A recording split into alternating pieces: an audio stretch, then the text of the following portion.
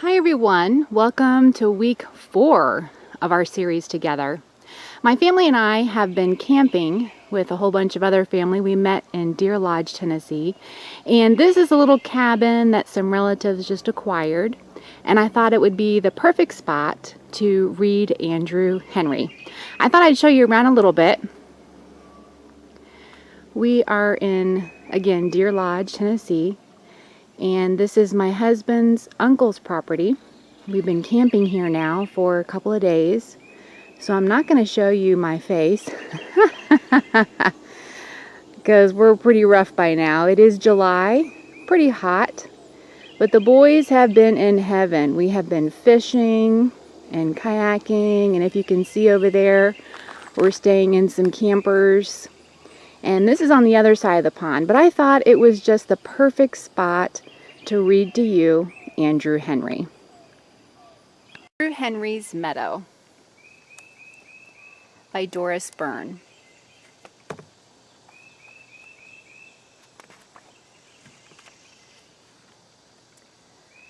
Until that spring, Andrew Henry Thatcher lived with his family in a town of Stubbsville. He had a father and a mother and 2 older sisters named Mary Ann and Martha. The girls were always with each other. He also had 2 younger brothers named Robert and Ronald, and they were always with each other too. Andrew Henry was in the middle. He was always with himself, yet he didn't mind. He had plenty of things to do. Mrs. Thatcher was usually busy in the kitchen, and Mr. Thatcher was tired when he came home from work. He liked to read the paper and have things quiet. Mary Ann and Martha liked to dress up or try new ways to wear their hair. Robert and Ronald liked to play with toy cars and coloring books. But Andrew Henry, he liked to build things. Mrs. Thatcher was unhappy when Andrew Henry built a helicopter in the living room. The helicopter had many fine features. Nevertheless, she said to him firmly, "Andrew Henry, I have work to do. You must take that thing out of the kitchen." Then Andrew Henry built an eagle's cage in the living room, and Mr. Thatcher was annoyed. It was a fine eagle's cage. An eagle would have liked it, but Mr. Thatcher didn't. He told Andrew Henry to go outside and to take the eagle's cage with him. When Mary Ann and Martha saw the merry-go-round that Andrew Henry had hitched up to their sewing machine, they were upset. It went round and round nicely, too, but they told him to unhitch it and to do it right now.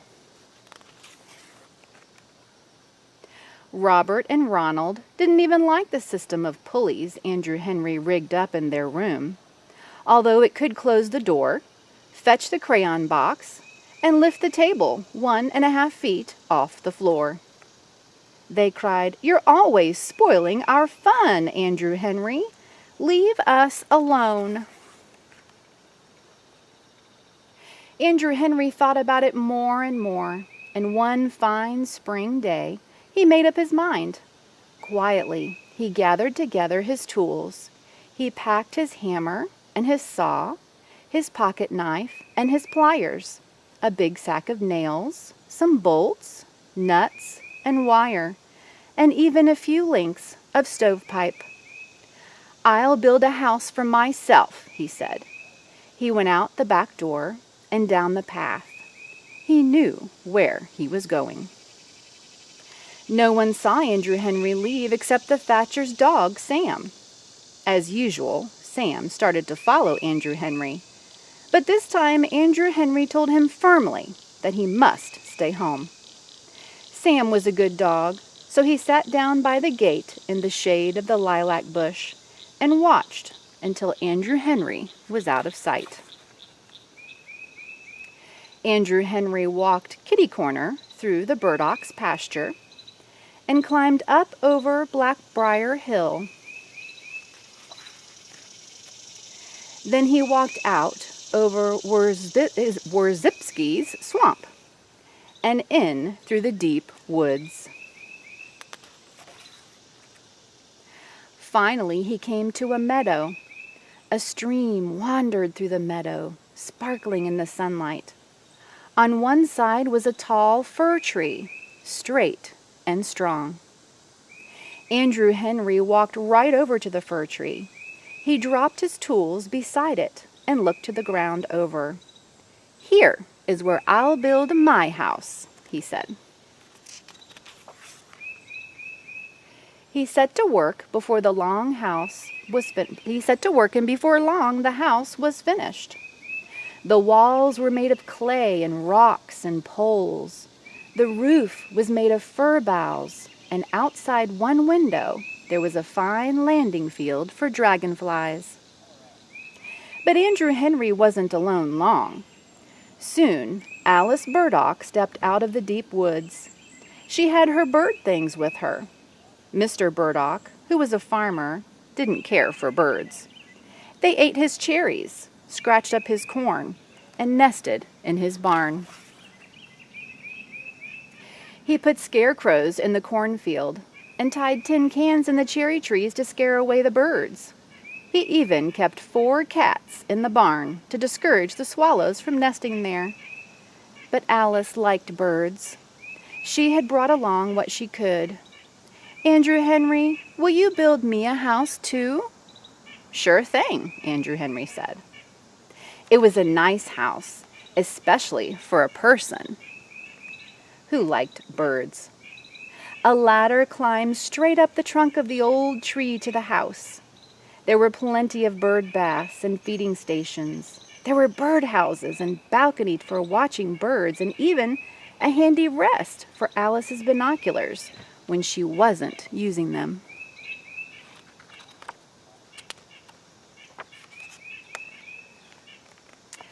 Next out of the deep woods came George Turner.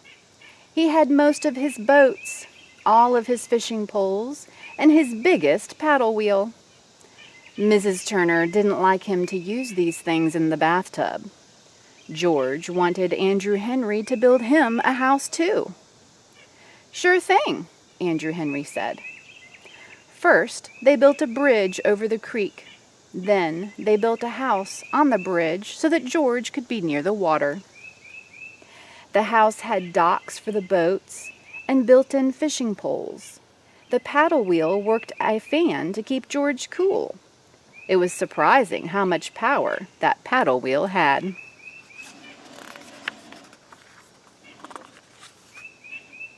Then Joe Pulaski arrived. They built him a dugout house. The door was on the roof, and the chimney stuck out of the ground. Joe wanted an underground house so that his pets would be comfortable. He had gray mice and white mice, a pet mole, and a pair of brown rabbits. The house had rooms and passageways for his pets. The mole's passageways were wonderfully misleading. Jane O'Malley and Margot Laporte showed up next. Andrew Henry built Jane a house that looked like a castle with turrets. They dug a ditch around it, which filled up with water from the creek. The ditch made a useful moat, especially when the drawbridge was up. Jane had her dress-up clothes with her. She hoped her mother wouldn't miss them too much. She explained they made her feel like a lady, instead of just plain Jane. Margot's house was tall in the middle like a teepee, but it had a long, low entrance like an igloo. She needed privacy for her music. Visitors had to crawl in on their stomachs, and they also had to give 3 toots on the horn she had hung beside the door. Sometimes Margot didn't answer because she couldn't always hear the horn when she was practicing. Down the hill, across the swamp, and into the woods came 3 more children. Sarah Lerner had a cookie sheet full of mud cakes her mother had made her take out of the oven. Don Peterson had a dresser drawer full of dandelion seeds he had been saving to use as parachutes. Stanley Hayes had 2 racing toads his father wouldn't let him keep in the basement. Soon 9 houses stood in the meadow. It looked like a small village.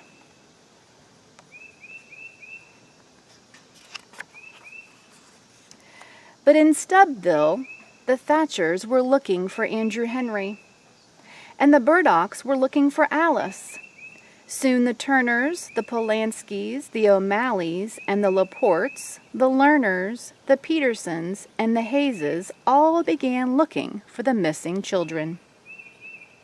For 4 days and 4 nights, everyone searched frantically.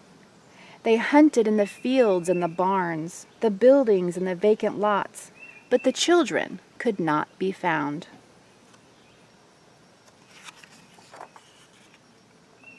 The only one who wasn't searching was the Thatcher's dog, Sam.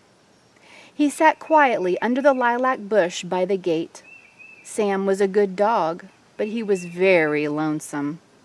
As he gazed sorrowfully out toward the far corner of the Burdocks' pasture, the lonesomeness in Sam grew and grew and grew, and finally it grew too big for even a good dog.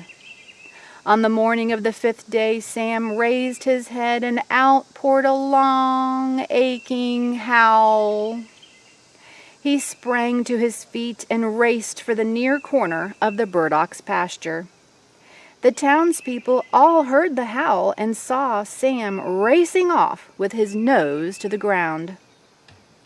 "The dog has found their trail! Follow Sam! Hooray for Sam!" Sam ran kitty-corner through Burdocks' pasture. The fathers and the mothers, the sisters and the brothers, even the cats and the dogs of the missing children ran kitty-corner after him.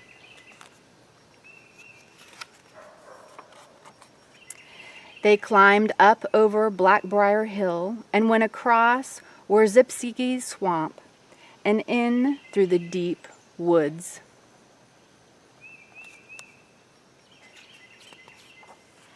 Until they came to a meadow. It was Andrew Henry's meadow. There were the children.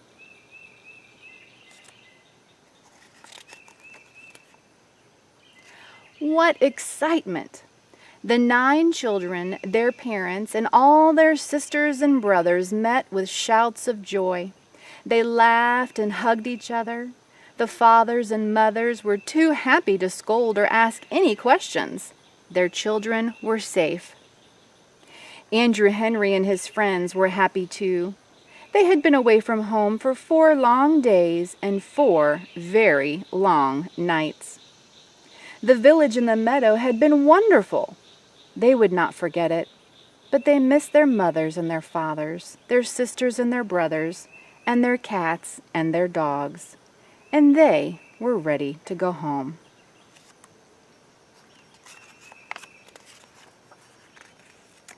The Thatchers gave Andrew Henry the corner of the basement, behind the furnace, just to build things in. He built a roller coaster for Robert and Ronald's toy cars. By using a bucket and parts of an electric fan, he made a hairdryer for Mary Ann and Martha. The coffee mug he made for his father worked the same way a bird feeder does, as he was especially proud of the automatic table setter he made for his mother, although it did take up a lot of room.